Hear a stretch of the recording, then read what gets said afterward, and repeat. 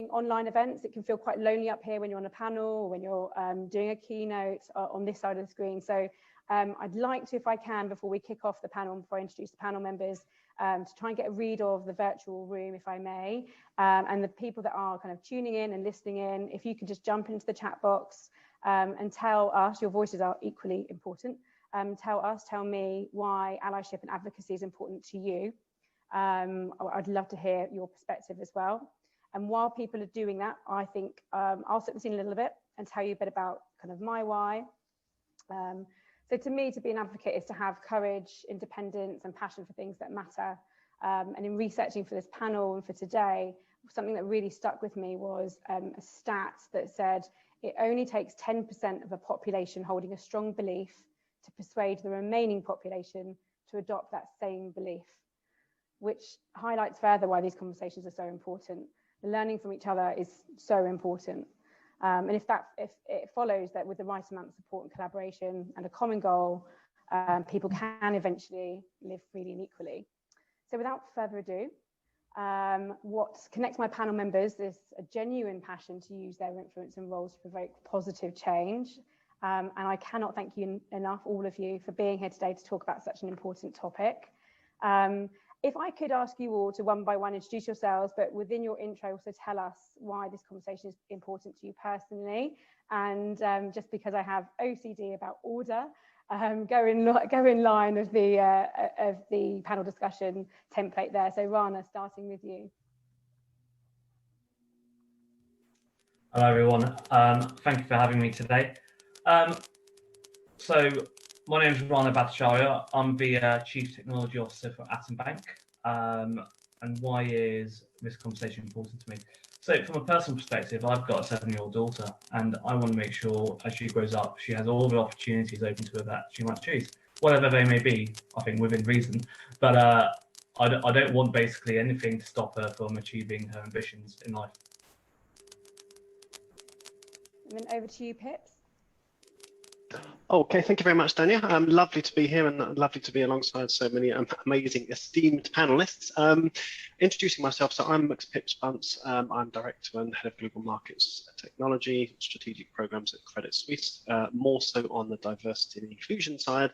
I'm co-chair of our LGBTQI and Ally program. I'm on the committee for the Women's Network, IT, Culture and Engagement, proud BAME and Ethnicity Ally Women's Champions a lot more. So I think for me, a key thing is allyship is the biggest thing that drives the cultural change, and it's the biggest thing that drives any sort of change in barometer in terms of inclusion, diversity, and a sense of belonging and empowering people to be their true authentic self. Because, you know, I've seen the difference that drives. You can't change culture in society or in a firm just by writing, you know, a black and white policy. You need to bring other people into that conversation. You need to change people's hearts and minds. And I think the best way to do that is really to sort of inform and give people insight as to the impact that they are having just purely by being an ally. And I think for me, certainly, you know, I identify as non-binary, gender fluid, so both on the trans spectrum. You know, I've always been open and out about my identity at home, married for 25 years, children are 24, 21. They've never known any different. You know, I've always been different forms of expression to them. But for me, it was scary coming out in the corporate workplace. And for me, the biggest thing that made the difference, sorry, my Siri's going off. The biggest thing that made the difference to that for me personally was knowing that I had the support and engagement and, you know, the loving arms of allies around me, because they really do make that sort of space and workplace and culture a safe space for people to be their true authentic self. And that's irrespective of what that relates to, whether it's someone's gender identity, sexuality, ethnicity, mental health, whatever. You know, allies to me are the biggest and most important thing in changing culture, and their advocacy matters so much. Thank you. Good afternoon, everyone. My name is Ashanti. I am a writer, speaker, and researcher, very specifically on anti-racism and Generation Z and millennial ethnic minorities in UK workplaces. So very specific, super niche. In terms of why this conversation is really important to me, as a practitioner and also as an individual, right now in 2020, Black women do not have a percentage for representation in senior positions or management across any sector in the UK. Women of colour have 1% right now. And so this really is understanding what allyship is within the context of the workplace, and the part that senior leaders and managers in particular have to play within that in order to change some of those statistics, and also the lived experiences of Black women, Black employees in UK workplaces is really, really important. So thank you for having me here today. I look forward to hearing from the rest of the panel and also adding value. Awesome, thanks Ashanti. And Bev. Yes, hi. So I'm Bev. I'm the CEO of the Harvey Nash Group. I say at my heart I'm a technologist. More than half of my career spent in that way. Why is this so important to me? I think for all of the people that have had the doors slammed in their faces or went unheard, not paid attention to, you know, I can't, it breaks my heart. It really does, when, you know, people are not treated with respect and dignity and given the opportunity to be their best selves, whether that's a little child in a classroom. I remember being told, hey, you'll never be good at maths. And for many years, I thought that was true. It's not true. Of course it's not. There's so many people that perhaps give up too soon. And my part in this is got to be to make sure that doesn't happen. Thanks, Bev. And then Edleen, over to you. Edleen, you're on mute, sorry. Sorry, you would have thought by now, Dania, that I would have learned in the world of online about being on mute. Sorry, everybody. So hi, I'm Edleen. I'm the Director of International Relations, Corporate Affairs, and the co-partner for Equality, Diversity and Inclusion at the FA, so the Football Association. That's my day job hat, but I'm also a Director of Tech Talent Charter, working to drive forward diversity in tech, and also a trustee of Restless Development, an organisation focused on youth-led change across society and advocacy based initiatives. For me, allyship is important because by the very nature of the fact that we're having this discussion and what we can see from a global perspective, there are significant volumes of historically underrepresented groups who do not have a voice, do not feel listened to, and do not feel valued. And whilst those groups can continue to kind of shout from the hilltops, ultimately those in power or those who have those majority voices are the ones that will help us to drive forward significant change in society with the inequalities and challenges that we're facing. So from my perspective, being an ally is critical because ultimately that's the only way that we can truly create a more equal society. Couldn't agree more. That's awesome. Great way to kick off. Okay, so let's start with some questions. That's what you're all here for. So the first question I have to put to you is, what do you all do to empower people from underrepresented groups in your workplaces? Anyone want to take that one first? I don't mind trying to do that. So we've made a big push at Atom to recruit more women into the technology team, basically my team. One of the things when we were doing using agencies for recruitment, it was always, you know, the volume of CVs we used to get through were, you know, all men effectively. And when I joined, I asked the question of how do we know the agencies aren't just not trying hard enough or looking at a variety of different routes to ensure that we are trying to find female talent. It's definitely out there, so why isn't it landing, you know, on my desk in terms of CVs? So we pushed the agencies we were using at that time to kind of prove to us that they are actually going out and looking for female talent as well. And that's not just about, you know, that's about broadening the search area, broadening, you know, if it's junior talent, what universities are you going to? I want a broad spectrum of universities, and don't just focus on particular sets of universities, etc. For example, we kind of moved more into a kind of a direct recruitment territory, and as part of that, we hired someone to actually, as part of their role in technology recruitment, is to ensure that we are doing what we can do to look at a variety of different paths and cast a net wide to try and find a broad set of talent, be it, you know, be it female talent, male talent, different ethnicities, etc. Because it's a regional organisation. We started recruiting, especially now we're still recruiting, and we're recruiting across the UK, and it allows us to look at a more diverse talent pool.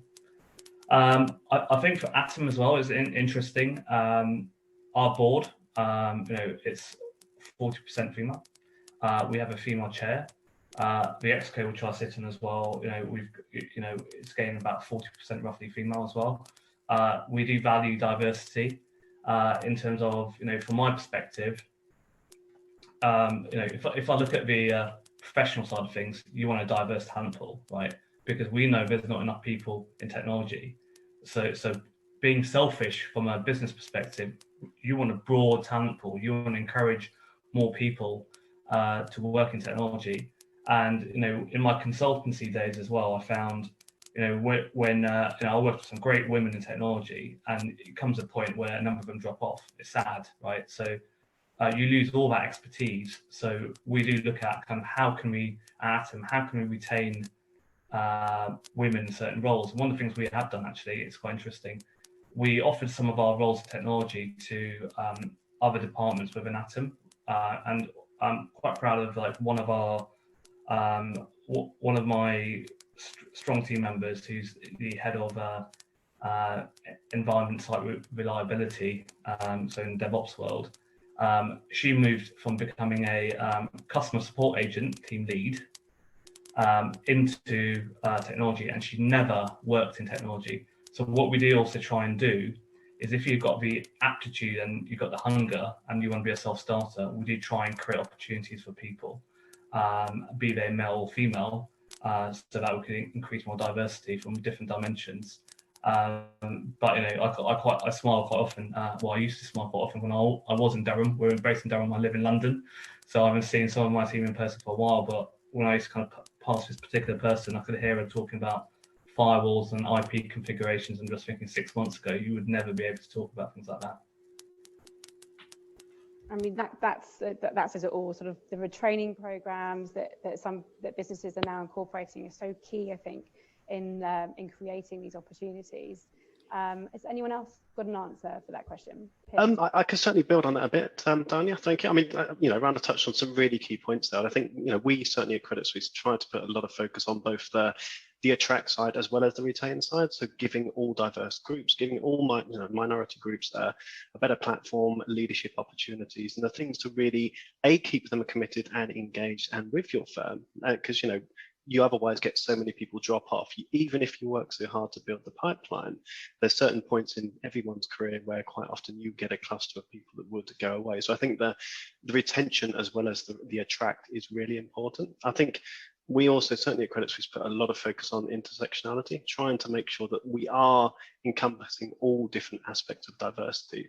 And that includes things like the agencies you're working with, the pipeline of talent you're building, engaging with the schools, engaging with the universities, but not just focusing on one given group of a minority group, not just focusing on X, Y, and Z, but making sure that you are attracting a truly diverse population of people of all different flavors and types, but also inside the firm as well, making sure that all of your resource groups, making sure all of your networks are working together, are collaborating, making sure that your women's network's working with your LGBT network, it's working with your BAME and ethnicity network, because that is also then sending a very clear message, because this is an important part, sending a clear message that you as a firm, as an employer, do care about different forms of diversity, and that's going to allow those people to A, be interested in wanting to join your firm, and B, feel that when they do join the firm, they can, they are going to prosper, and they're going to be able to be the very best version of themselves, because quite often that's the part that's missed. And I think, there's so many different initiatives and engagements and affiliations that a firm can and does get involved with to drive that. And again, that message needs to come from the top of the house and from the very bottom. It's really important to have a very senior voice, whether it's a CEO, the board, whatever, sending that clear message that you as a firm care about diversity and do it. Yes, it's good for business, but you do it because it's the right thing to do. And obviously, that makes a big difference. Anyone else want to add to that? Edleen, go for it. Yeah, I think just to build on what's been said already and not to repeat. So at the FA, we do all of the things that have been discussed before. But I think one of the critical things that we are proactively striving to do is also to listen to our employees and listen to our colleagues. I think there's nothing like the events of this year that have happened that have shown that actually sitting in an ivory tower trying to design a diversity strategy, or indeed a strategy for the firm, without really understanding how that impacts your employees, your clients, and frankly society more broadly, doesn't work. So we are proactively taking steps, and have done so for a while now, listening to our colleagues, understanding what it is they need and want from the organisation in terms of support, in terms of progression, in terms of changes to policies and practices, and then looking at how we can, in a really sensible, practical, thoughtful way, implement that. And there are two parts to that, because it's not just about driving the change in terms of paying that lip service, but it's about actually, as an organisation, demonstrating that empathy and showing that you care about what it is you're providing for your employees and your clients. And then with my TTC hat on, the other thing I would want to say that we're doing from a tech talent charter perspective is really encouraging that cross collaboration across organizations. So again, recognizing that we don't actually have all of the answers around the inclusion and diversity space. Indeed, we don't have all of the answers around how to be the best ally, but what we can do is bring together the best brains in the spirit of that diversity of thought, and leverage the best practice from across organizations to really drive forward this space. Yeah, those are really, really brilliant points said. The only thing I would add to that in terms of allyship is two elements. One is one of the things we work really hard to do is work with diversity heads of D&I. Because what's really interesting is that a lot of companies are now hiring for these positions, but they haven't necessarily created the soil for those roles to actually flourish and succeed. And so there's an allyship part in terms of supporting those within organizations who hold those roles, because quite often sometimes they're being recruited from other areas like HR, etc., and getting used to and adapting to this particular role and the way it stretches you in this 2020 landscape is quite challenging. So one of the things we work on as a consultancy is supporting, being an ally to the diversity roles that exist within organizations. And the other group, which I think is really interesting sometimes to consider and be aware of, is the sitting senior leads. You know, a lot of these senior teams, it's new to them, as crazy as that might sound. So we do a lot of work in terms of creating safe environments, right? Some safety around their experience with now understanding systemic inequality and how it affects all of the, you know, the groups that fall into those categories, and also what allyship really means now for them in senior positions. So that's all I would add in terms of how to be an ally. Sometimes those are forgotten groups in the conversation. And Ashanti, that psychological safety piece is really critical, because for lots of allies, you hear the discussion around fear of not having wanting to engage previously because you're not sure of the right language to use, not sure of the right terminology, not sure if it's your place because you feel like it's kind of a special group and you don't have the lived experience. And so creating that safe environment and that psychological safety to feel as though you can be an active participant and really advocate for change is a really critical and important point. Sorry, Dania. Go ahead. You actually lead quite nicely onto my next question, Edleen, which is around kind of how you do that. So how do you create that safe space? How do you let people know at leadership, at management level, at colleague level, that they can bring their best selves to work? What are those steps? How do you go from nothing to something? So I think it starts by being open and communicative within organizations.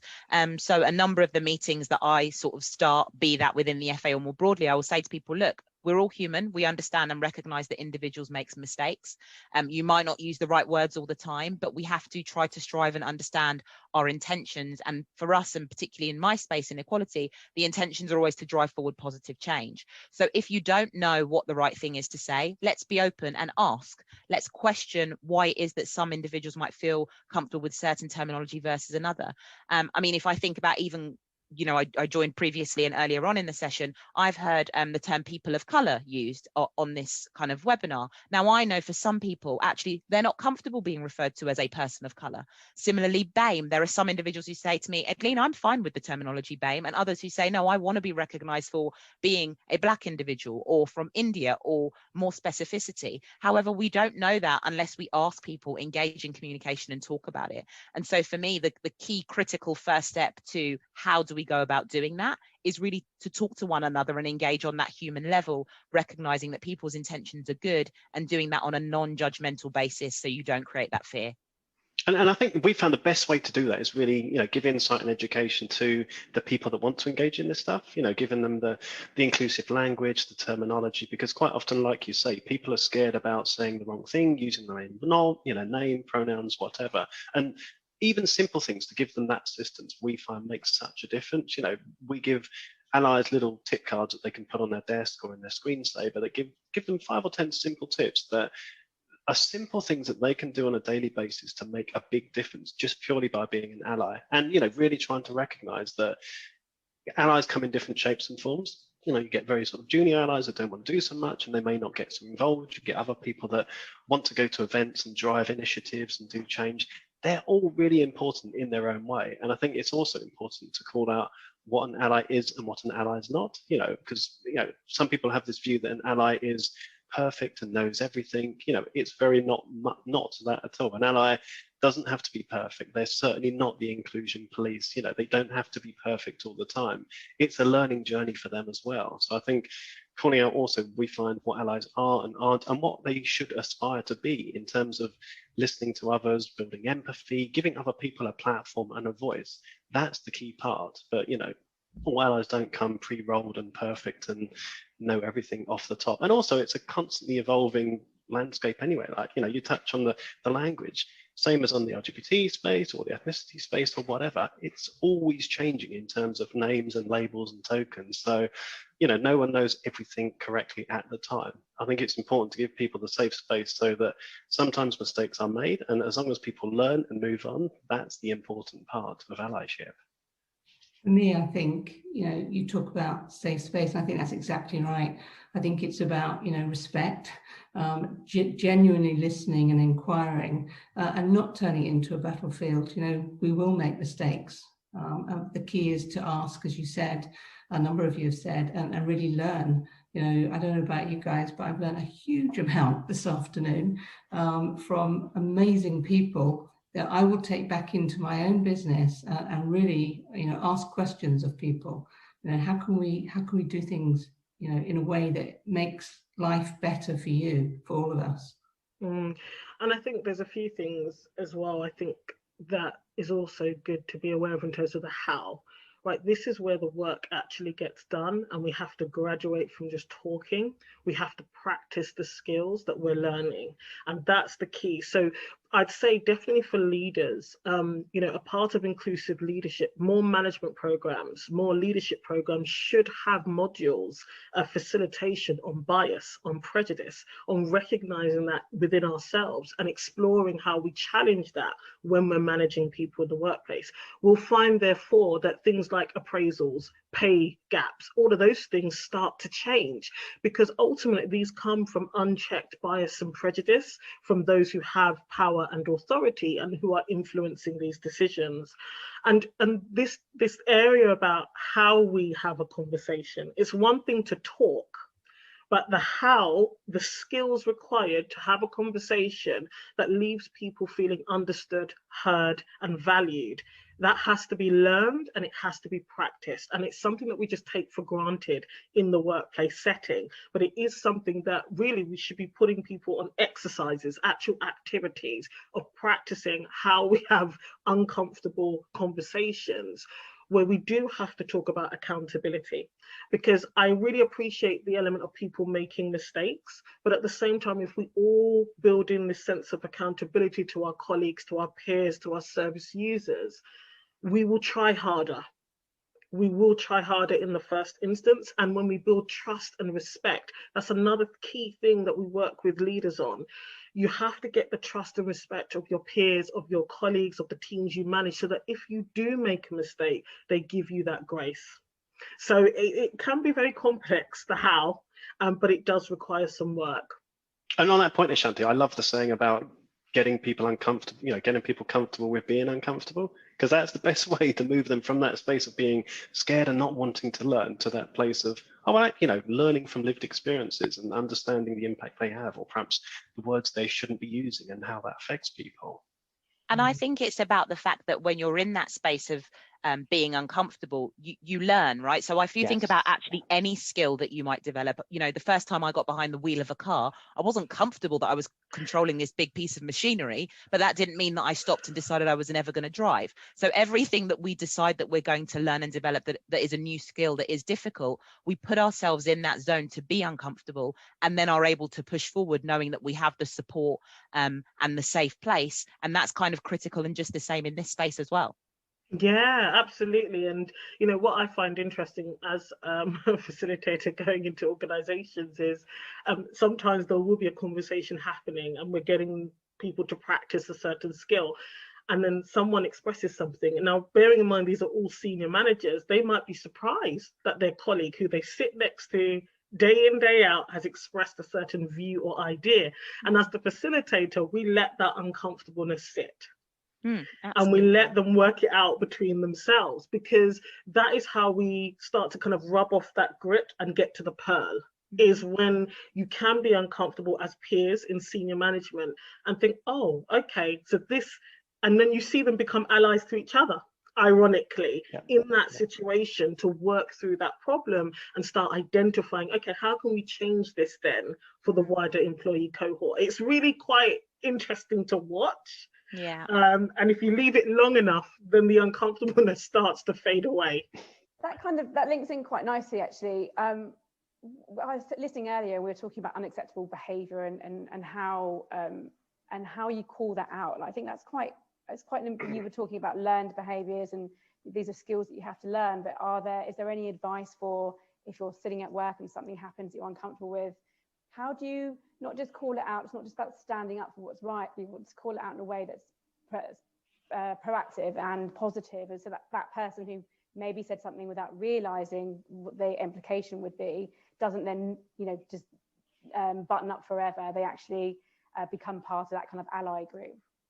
I think that's why it's important we use the term calling that behavior in rather than calling it out. It's not about embarrassing them and making a major point out of them as and when they do it. It's more about having a chat with them, bringing them on board, getting them to understand the impact of their words. And, how would you feel if someone said that about you? How would you feel if, you were being referred to like that? Sort of calling them in, getting them more on side rather than calling them out and sort of making them feel, perhaps more aggressive or not wanting to be more of a better ally. I think that's one key point. And I think, to add to what Pip's just said, a key element also is expressing the emotion that you might feel about what they said. So I think people often get very defensive when you say, you did this and you did that. But I think it's really difficult for people to argue with, I felt like this because this was said, or because this was done, because it's then about how you feel. And I think people are often able to be a bit more empathetic and understanding versus when they feel criticized, because I think sometimes people use that criticism as an excuse to kind of shut down or close down, or in many situations actually to kind of give people labels and say, oh, well, this person's, aggressive, or this person is XYZ. And so making it about that kind of empathetic means of delivering the message, I think, can often be very powerful. Awesome. And yeah. Oh, sorry, Dania. I was just going to say, do you think it's harder now because we're living in a remote world and we aren't connecting in person? Do you think it's harder to keep that kind of inclusive culture? Yeah, so I think there are elements of it that are significantly more challenging because we are in more of a remote world, which in many ways means that there are things that are more open to interpretation than they would be if you were sitting face to face with people, right? So if you're in a meeting room together physically, you can read body language, you can read signals in a way that you might not be able to do via a Zoom or a Microsoft Teams call. In addition, there's probably a significant over-reliance on email now, whereas before you might pop to someone's desk and have a quick chat. And as we all know, with lots of written forms of communication, they're open to interpretation depending on how you receive them. So I think maintaining that inclusive culture is perhaps a bit more challenging. But what I would say is, because we have moved to a more digital culture, there's also more opportunity for some of those informal chats. So those informal coffees over Zoom that you probably might not have done with colleagues in different parts of the office or globally, where you're willing to take that time to do it because you are working in significant isolation compared to previously.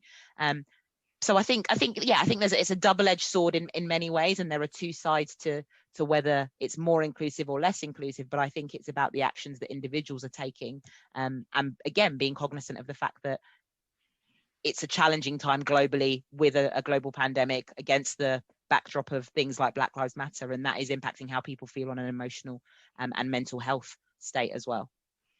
And I think to your point, Dania, that is so key. It's different. That's the key thing. It's very, very different. And I think by it being so different now, the working from home, the remote distribution of teams, that's why it's now shining much more focus on some of the other minor things that we can do. So whether it's, showing your support for different groups and networks, adding pronouns to your email signature, the things that you get involved with, the posts you're putting out on social media. I think given that we're also disconnected physically at the moment, I think some of those actions and the things that people can do to show their support and to show their inclusion and their allyship has even more of an impact. So I think it's a very different world, and some of the things that perhaps we've done before but we didn't value quite as much, I think has even more relevance now. So I think we aren't. Go for it, Bev. Sorry, just very quickly, it just occurred to me. So I'm an executive coach and a master NLP, and for me, language is everything. It's not what people are always saying, it's what they're not saying, and catching that in the moment. And I think in this world, we have 2 points really to watch out. I think you can absolutely create a nightmare situation where people misunderstand or actually really clearly understand, but don't know what to do with the conversation as it comes up. They're very direct conversations in this world. There's not so much of the more social context that go on in the office setting. So knowing that, the other side of it is to make sure that we pay even more attention in giving people the language and the skills and the ability to actually make sure that we are better equipped in this time, would be my point.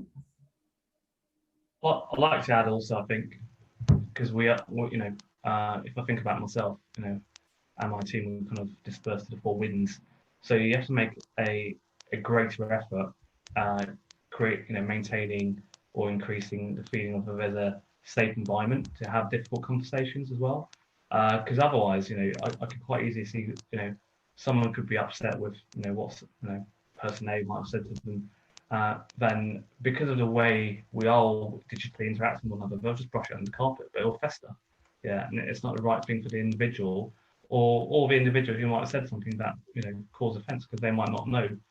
So I think in the way we're working now, we have to be more proactive than ever to try and make sure we can have these open conversations, because then that it doesn't always naturally feel like you're going to have them or you want to have them because you're facing a TV screen. And I think this is why it's so important, framework. And I know this sounds boring, but we have a lot of these conversations, but the how to, that's why it's so helpful to have a framework for having a conversation about these things. And it's something that leaders can use with the teams they manage, and managers can use it with their teams. And then you can encourage colleagues to use that framework with each other whenever there's a difficult conversation that they may be gearing themselves up to have, whether in the virtual or in person. They have a point of reference. And when that framework is shared within the organization, everyone knows how we're going to try and have these conversations, right? And where do we want to get to at the end of the conversation? I loved what you said, Bev, about often it's about what's not said. And so that's why these frameworks of literally teaching our colleagues and our managers of how to have challenging conversations can be so, so useful. And on that point, Ashanti, I think an important thing on that is also in this virtual world, leading with humility and being more courageous and exposing your vulnerabilities. I think we should be doing even more of that, because in the absence of the physical contact, it's so easy for that side to get lost. So I have so much more respect for leaders that are sincere, empathetic, compassionate. They are true, they do expose their vulnerabilities, and they lead with humility, because I think that goes such a long way. And I think that's really key, Pips, because if I think about the time period that we've been in across the world, the past few months, and I think about the question that you often ask within the workplace, right? Oh, how are you? And 9 times out of 10, what you hope someone's going to say is, oh, yeah, fine, all good. And then move on to the context of the meeting or the discussion or whatever it is you're doing. But actually in this time, I think it's one of the first times definitely in my professional life where when people are saying, how are you? People are saying, well, actually, I'm not feeling very good. Or, the Black Lives Matter movement has really impacted me in this way emotionally. Or actually Pride Month not being celebrated as it would be has really affected me in this way. And I think that realism and that authenticity has almost been able to come to the forefront because we've all had a bit more time, and we're not commuting and we're not rushing in and out of work, and people have been able to self-reflect more and therefore have been a bit more willing to be a bit more open and honest than we would do in the office. And I think that's been really critical for also building those relationships and also getting some allies on board, because they see that vulnerability, they're having those discussions and engagement, and then think, right, what more can I do? Yeah, that's so key. I could literally talk about this all afternoon. I cannot believe how fast the time is flying. I've got 4 pages of questions for you that I'm now not going to be able to get to because the conversation has been so incredible. I'm really conscious of the fact that we've got quite a number of questions in the Q&A. So I would like to invite Claire to join us, my Q&A assistant. Hello. Would you mind taking us through some of the questions? Of course. This would be normally the point where one of us would be running around the audience with a microphone like, oh, come on. One of the questions came up from our discussion before the panel, but I think that this might be a really good place to ask it. It was about, I'd appreciate more light thrown on pronouns. I always ask myself, why? Can you throw some more light on it? And I think it's sort of asking, why should people who aren't in a minority make an effort to show solidarity for people who are in one? So if anybody wants to jump in and answer. I think, I'm not sure if this is a tangent or not. I think the key thing that I see about, pronouns and anything like this is it's about respecting someone's identity. It's about respecting their heritage and who they are and what they are.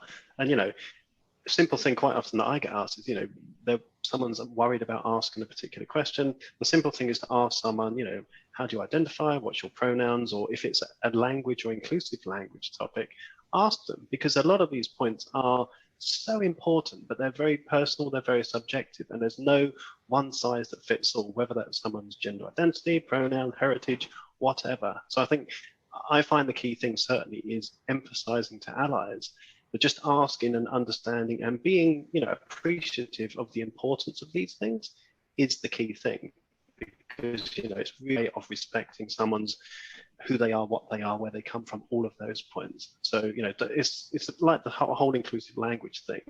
It is so powerful. And obviously, if that's not done, that's a very, quite often a way of showing disrespect. Yeah, and is that the same for other people in minority groups? Like, why do you feel like people not in a minority group should make an effort to make sure that they're supporting people who are maybe having challenges that they're not facing? I think was part of the question. Oh, I see. I guess, that just goes so far as, that's an ally showing their support. I think if anything, that's an even more powerful sort of thing to do. Having someone from outside a given group showing their support and allyship, I think, is even more powerful. It's the same as when you've got people on a different group or committee or whatever. They don't have to be from that group to care. You don't have to be from X, Y, or Z to be part of that group or committee. I think it's important that everyone gets involved, because it's not about changing us as a given group, whatever that difference aspect is. It's about inviting other people into that conversation and getting them on board to be part of the solution. Yeah, and can I just add to that? We all have a responsibility to do this, regardless of how we self-identify or how other people perceive or view us. And so, and also as human beings, we will occupy several identities at different stages in our life at different times. That's a reality. You might not be a mother 10 years ago, but maybe in 5 years' time you will be. Maybe you weren't disabled in some way, whether it be visible or invisible 5 years ago, but in a year's time that could be you. And that is why it is a personal responsibility for all of us to respect each other. I think even if you don't perceive, or maybe society doesn't tell you that you're part of a protected characteristic or a minority group. You know, white males, for example, there will be other things, lots of different things in and out of the workplace that they are impacted by. So that has to also be acknowledged, and we have to hold space for. As a practitioner, there are areas of diversity that aren't my expertise, but I hold space as a practitioner by referring responsibly on to other practitioners or consultancies who deal with those areas and will do it justice. So we all, in our various capacities and spheres of influence, should care about this. And I think influence is the key part there, because we all know the saying that there's power in numbers, right? Which is a very basic saying. And so by the very point or fact that we're talking about minority groups, that means there is a majority, and therefore there are more significant numbers of those people. So when we think about power in numbers and a majority, that's exactly why we want people to be showing their support for whatever group, background, characteristics, part of life, etc., because we recognize that there's power in those voices. Fantastic. Another question that's come through. How important or helpful are organisational policies on diversity and inclusion in making a positive change happen within an organisation? So I'm happy to start on this one, given, I suppose, my role. So I think that policies are in many ways a framework for helping change to happen, but policies by themselves are a waste of time. You need a policy that has practices, processes, thought behind it. But ultimately, when we think of organizations, we have to remember that in essence, they're groups of people. And so until people's behavior and actions change, policies don't come into effect. So I think policies are helpful to guide certain situations or conversations, or to create a level of transparency around, you know, a promotions policy or a recruitment policy. But actually, we know that the people that make decisions about who gets promoted or who gets recruited are still individuals. And that's why, like was mentioned before, around having training, having unconscious bias awareness, really engaging people on that one-to-one level is critical, because the policy in and of itself will not do that for you and will not create that change. People create change. Absolutely. And I often describe it as you have soil, and then you have the plants that you're trying to plant, right? And policies are just a plant, that bud that you should see emerge and flower, right? But the soil, that is that individual reflective work that you need your employees to be doing, which should be facilitated and structured by an organization. And then you have the organizational work, the training, all of those conversations that are happening at the same time. And when that soil becomes healthier, richer, then of course it produces really good stuff that helps the flowers bud. And that would be things like your policies, or your board looking more representative, or your workforce looking more representative. That would be, you know, making sure you're paying, the gender pay gap is, you know, decreasing, the ethnicity pay gap is, all of those things are just really evidence of the soil, what you're working on underneath that, as Edleen said. That's a really good analogy, Ashanti. I like that. And I always like it to be the change that you want to see. You know, policies can give people focus and direction, but it's the actions of the people within the firm that changes the culture. And you need that at every level, especially senior support, champions, messages from the top. You need role models throughout the entire company. All of these things are really sort of emphasizing what your policies are saying in black and white, but it's those people and allyship and the messaging and all of that stuff that really changes the culture of the firm. And, you know, I always think D&I should be I&D, because you need to foster the sense of inclusion before you can grow the diversity within a firm. If you get both of those sorted, you then start to grow the sense of belonging. You know, that's where you're growing your pipeline. People are joining your firm. They're happy to stay there because they feel included and accepted, and they can be their true, authentic self and be the best version of themselves. You know, all of that stuff is not achieved by a policy. A policy is a good signpost. It's a good bit of soil, but not the be all and end all. I think just adding one more thing, I'd say, if there's a signal of intent, the best. I think it's what you say and do every day. If you let one thing go that people cringe when they hear it, because actually it doesn't say that in the policy, does it? And yet you're letting that go as a senior leader in the business. You're accepting that behavior and that language, and whatever that situation is, you cannot do it. It's how you show up every day. It's the senior advocacy top down, really. It's cultural change. So I agree with everything that's been said, and the policy is a signpost. But if you're not leading by example from top down, how are you going to create that safe environment to have the difficult conversations when you need to? So it has to be, you need to have an advocate. You need to kind of explain quite clearly, what is acceptable, what's not acceptable, right? The policy can help give you the detail of that, but no one's going to actually follow the policy unless you're basically living with, making a living policy and having a role model at a senior level driving that cultural change, because there is cultural change and cultural change is hard. Thank you very much. I've been given the signal that we're coming to the end of our time, and I'm more scared of the lady that's organising the event than to keep going and asking more questions, even though I really want to. Just to let everyone know, we will take your questions offline and respond to them individually, and I will reach out to each of the panel members to get their take as well. I'm very optimistic about change. I'm an optimistic person anyway, but I just think year on year this conference gets more and more attendees. The content that comes out of the panels and the keynotes are just so exceptional. The advice you've all given today is going to help every single person listening. So I cannot thank you enough for giving up your time, for giving us a piece of your mind and telling us a bit more about what we can all do individually to impact change in a positive way. So thank you very much, Rana, Pips, Ashanti, Edleen, Bev.